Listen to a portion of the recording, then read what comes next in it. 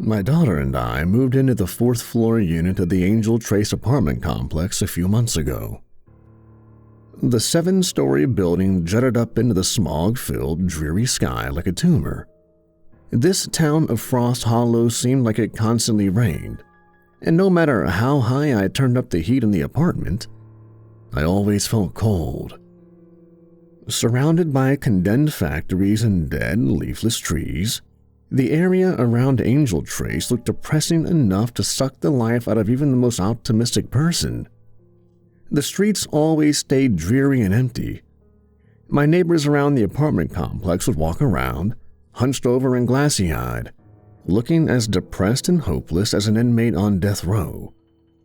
I would catch glimpses of something extremely thin and tall, a pale form barely visible in the blackness slinking its way through the dark room when I lay down to sleep. But whenever I looked over, I would just find an empty wall of mocking shadows waiting for me there. I started to wonder if perhaps I was hallucinating. I wondered if there was something in the walls of Angel Trace itself, some sort of black mold or toxic chemical that could cause me to see things that weren't there. Angela was home from school for Christmas break. Though our place was small and dingy, pressing in on me like a coffin, Angela didn't seem to mind in the slightest. "Daddy, how long do you think we're going to stay here?" Angela asked in the high-pitched voice of a curious 7-year-old. I grunted and shook my head, taken aback by the question. Angela was sitting at the pockmarked and scarred kitchen table, coloring a picture with markers. I glanced out the small kitchen window. The ancient, yellow glass changed the world outside into a sickly, urine-colored hue. After heaving a deep sigh, I turned to Angela, meeting her glacier blue eyes. "Until I can get caught up," I said weakly, shrugging. "I'm sorry, but this is all I can afford right now. Everything's gonna be hard for a while, for both of us, I think." Angela blinked quickly, looking confused. She put a warm hand on my arm and leaned close to me. "But I like it here, Daddy," she said, giving me a wide smile, her large eyes sparkling with happiness. "I have my best friend here." I gave her a double take. I hadn't seen any other kids her age in the building. "Who? I haven't met your friends yet," I said. "Is it a kid who lives in the building with us?" She shook her head, rolling her eyes at how slow and dense her old dad was. "Well, my best friend is called Mr. Slither. I see him in the mirrors all the time. He's funny, Daddy. He's really tall and he has on these black clothes. His face is empty because his eyes are on his hands. There's nothing on his face but a big smile. Mr. Slither is always happy and smiling," Angela murmured excitedly, pointing her small hand at the bathroom. "What do you mean, his eyes are on his hands?" I asked. Angela raised her hands to me, her palms outwards. "They're right here," she said, pointing to the exact center of each palm. "They're really big, too, and they never blink. I don't think Mr. Slither even has eyelids. Kinda weird, but I know Mr. Slither would never hurt me. He's a gentle giant." I laughed, relieved. I realized she was just talking about an imaginary friend. "You have quite an imagination, kiddo," I said, grinning at her as I ruffled her straight black hair. "I used to have an imaginary friend when I was your age, too. His name was Blinko." I thought back with nostalgia, remembering the clown I had imagined and spent hours playing with in those lonely years. Actually, looking back on it, it had a slightly creepy undertone now that I thought about it, and perhaps having creepy, imaginary friends just ran in the family. "Mr. Slither isn't imaginary," Angela cried defensively, her pale eyes blazing with a childish sense of indignation. For a moment, though, she looked much older than 7. "He's real. At night, he comes out of the mirror and plays with me sometimes." "Uh-huh," I said, nodding. "Okay, Angela, you're right. Mr. Slither is real. Now go to bed. Santa's coming tonight." I looked down at my watch, seeing it was almost midnight. Christmas would be here soon. After I read Angela a story from Grimm's fairy tales and tucked her into bed, I was sitting in front of a 24-hour news channel, watching the same segments over and over, and told in slightly different ways. Insomnia had been my constant companion for years, ever since my wife, Angela's mother, had been murdered in our old home. I had come home from mini-golfing with Angela to find a scene from a nightmare. My wife's body had been laying on the living room floor, slumped and leaning against the front door, as if with her last dying strength she had tried to drag herself outside for help. Her throat had been slashed from ear to ear, nearly severing her head from her body. The pool that surrounded her like a mystical aura gave the air a smell of copper and iron, mixed with the reek of panicked sweat.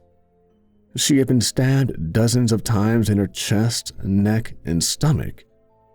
I remember Angela's wail as she saw what remained of her mother laying there like discarded trash on the floor.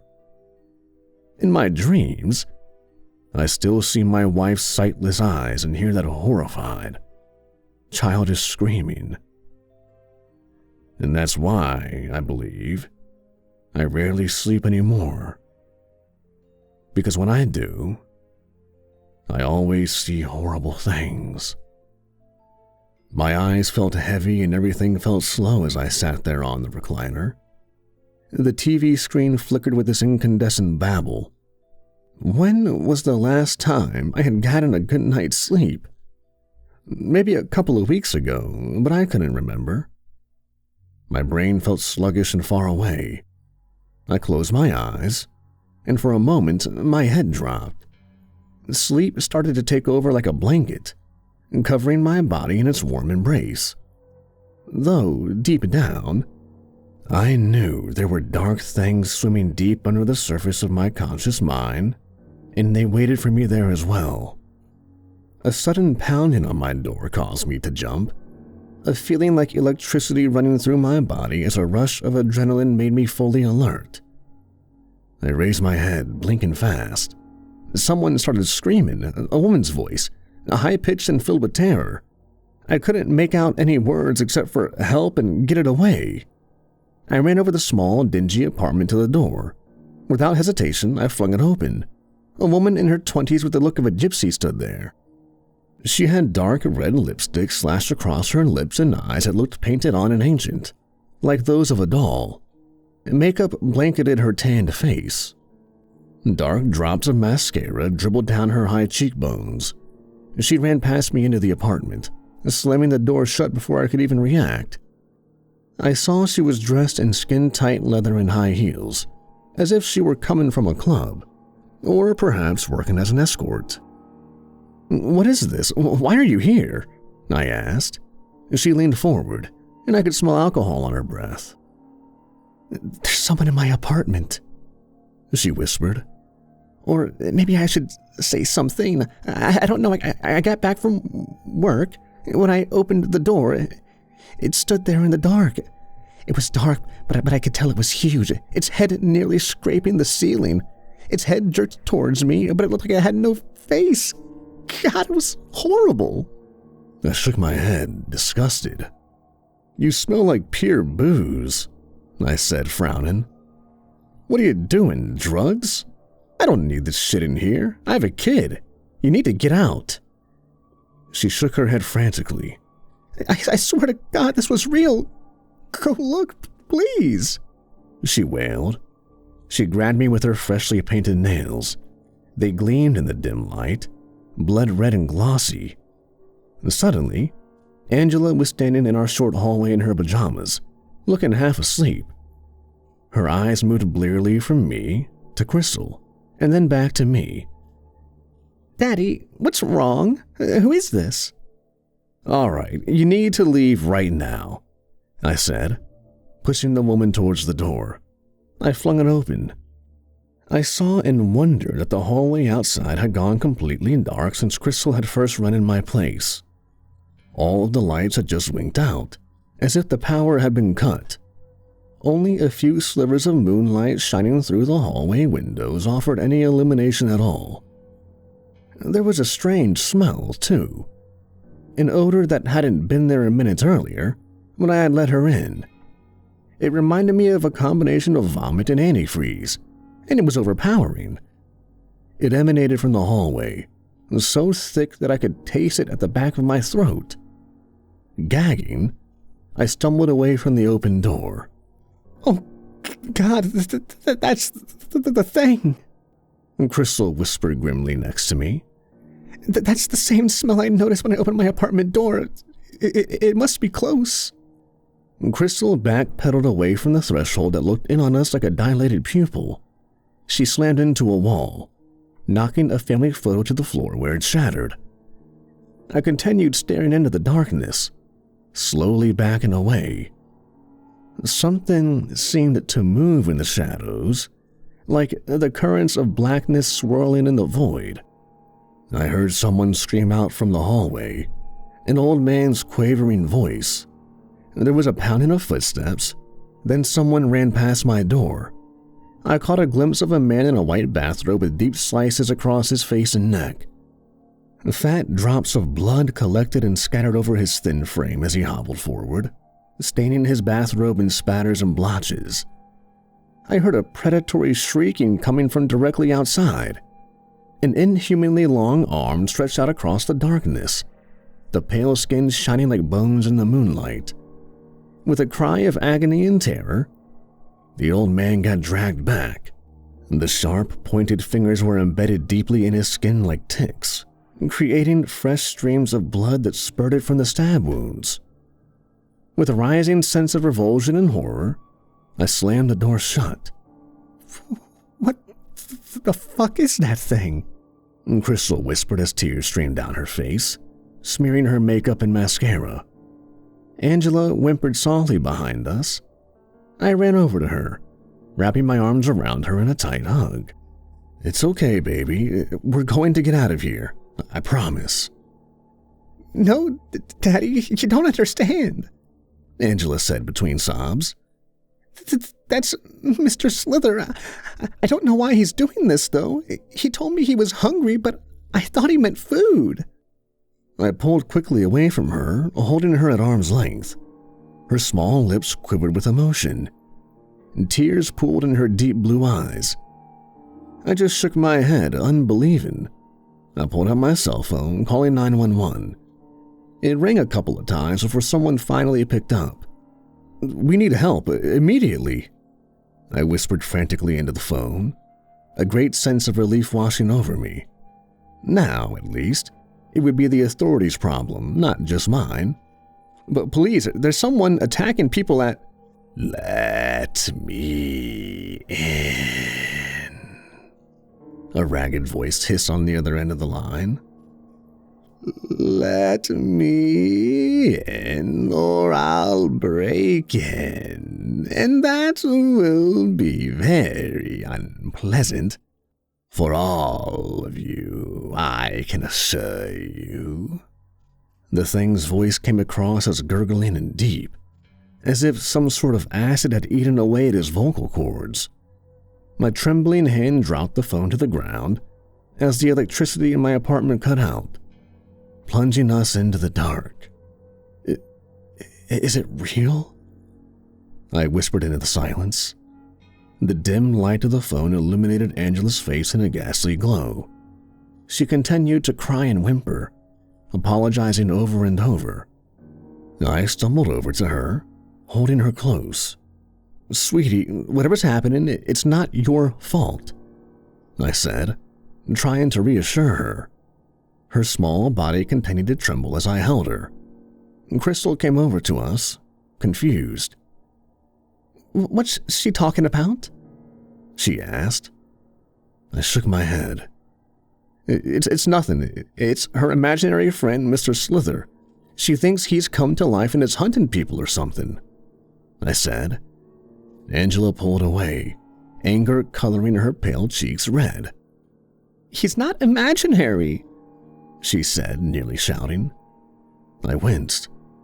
All right, I believe you, but please stop yelling," I whispered, fear gripping my heart. "Whatever kind of animal or whatever that is outside, we don't want to draw its attention."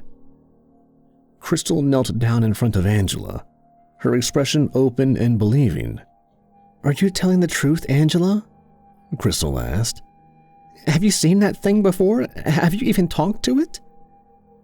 Angela nodded, looking suddenly scared and recalcitrant. "Okay, well, if you've talked to it, did it tell you what it wants?" "It's a he," Angela whispered grimly. "Not an it. His name's Mr. Slither, and he likes to play. His favorite game is hide and seek." I picked up my phone, using the dim light from the screen to see my way. I looked back towards the door, realizing it now stood open. The shadows of the hallway danced and fluttered as I flickered my light in that direction.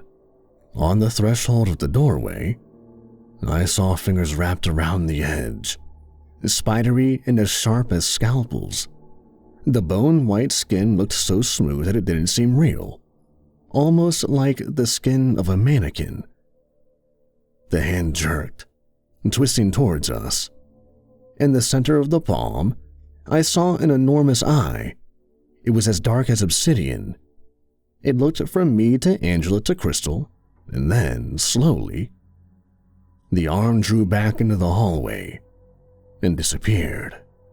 "Hide and seek," I whispered, herding Angela and Crystal into the bedroom. I turned and locked the door, my heart beating a frantic, runaway rhythm in my chest. I felt like I might pass out from all the fear and stress. I leaned on the counter, breathing heavily.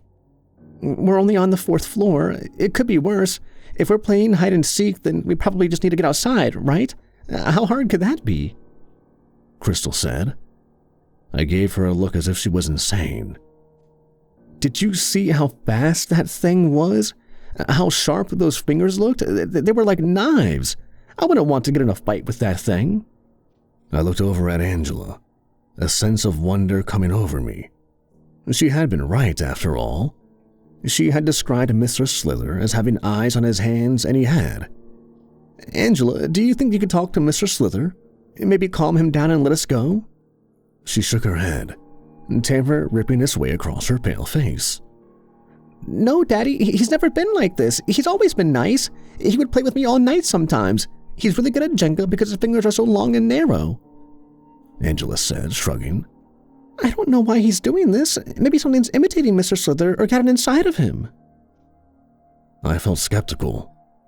"Well, we can't stay here all night. We have to go out." "Why?" Crystal said, almost petulantly. "Why can't we stay in here all night? I'm not going to go out there and die in that fucking hallway with that thing killing people. Are you totally nuts? Do you want to die?" "No, and that's why we need to move. If he's playing hide and seek, then he already knows where we are. It's only a matter of time until he comes in here, and the game ends for us." As if on cue, I heard a floorboard creaking outside in the apartment.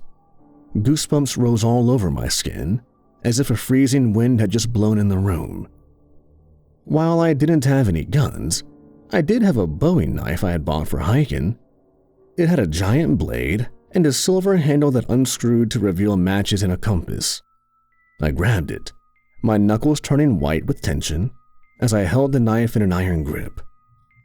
The lock on the door started to turn, as if by itself. The door creaked open slowly, and Crystal pulled out her phone, shining the light towards the threshold. "Let's do this," I whispered. I started towards the door with stiff legs, having to force myself to take every step. Crystal and Angela were huddled close behind me as I shone the light into the apartment. To my relief, I saw nothing there. "We're going to make a run for the stairs and get the hell out of here," I said. "Go!" Without waiting to see if they would follow, I took off across the apartment and out into the hallway, shining my cell phone in front of me to see. The old man's body was strewn across the floor. To my horror, I saw his jaw had been ripped off and his head twisted around 180 degrees. He had a grisly death mask of terror eternally frozen on his mutilated face. The stairway was only 30 or 40 feet away. I was ecstatic, having seen no sign of the abomination. I glanced behind me, seeing Angela and Crystal not far away. Everything was going perfectly. As we got close, the stairway door flew open with a crack like a gunshot, slamming hard against the wall. Mr. Slither oozed over the threshold, dressed in a silky black robe that fluttered around his inhumanly tall, emaciated body. Staggering, his joints twisting and cracking, he came forwards, one arm extended out as the eye in his palm gleamed like shadows. All three of us started to run. I sprinted past Crystal, pushing Angela forward as I went. We leapt over the body of the old man, blindly turning the corner. And from behind me, I heard something heavy fall with a whooshing of breath. I glanced back, seeing Crystal had stumbled over the old man's body. She started crawling forwards as Mr. Slither glided towards his next meal, his bone-white face grinning with pleasure and bloodlust. "Don't you dare leave me here, you asshole!" Crystal shrieked at me as I sprinted away. Then the screaming started, echoing through the halls with incomprehensible pain. We heard Crystal's screams get cut off abruptly. They were followed by a sickening, choking, gurgling sound. Shaking and terrified, I pushed Angela forward towards the emergency exit. We spiraled our way down the stairs without looking back. We had a head start on Mr. Slither now, at least, though I didn't know for how long. The pounding of heavy footsteps closed in behind me. I heard Mr. Slither give a predatory shriek that gurgled like pneumonia. Angela and I had made it to the first floor. I smashed through the door, the metal slamming hard against the wall. The exit was so close, just down the hallway. Angela was weeping and I was praying. Another 40 feet, and we would be out. I felt the clawed hands close around my shoulders suddenly, pulling me back and off my feet. They stabbed deeply through the skin and muscle.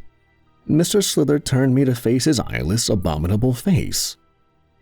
I raised the knife, stabbing it deep into the top of his head. Gray blood the color of granite exploded in a waterfall from the wound as the knife struck there, vibrating. Mr. Slither didn't react in the slightest. The mouth split open, showing hundreds of fangs that grew like tumors from his blackened gums. Gnashing and biting the air, he drew me towards that mouth, and I knew I would die. "Mr. Slither, don't take my daddy!" Angela cried, running towards the abomination. "Take me instead. We can play together forever." Mr. Slither's fingers seemed to tighten around my shoulder, digging deeply into the flesh like venomous fangs. A cold, burning sensation shot through my body. I gasped as he dropped me. I fell to my knees, feeling his fingers still clawing my flesh when he suddenly relaxed, releasing me in an instant. He turned towards Angela and putting his hand out in front of his body to watch her with a single black eye. "You would want to spend eternity with me?" Mr. Slither gurgled in his infected voice. Angela nodded, hugging the black-robed figure. Mr. Slither put his hands on her back uncertainly, then started patting her gently. His pointed, alien skull split into a wide grin with a cracking sound. "Angela, no!" I cried, as blood poured down my chest. My clothes stuck to my skin as it soaked into my shirt in blotches. I tried to push myself up, but I felt weak and sick. Crouched on the ground in the darkness, I could only watch in horror as they walked off down the hallway together, hand in hand. And I knew I would never see Angela again.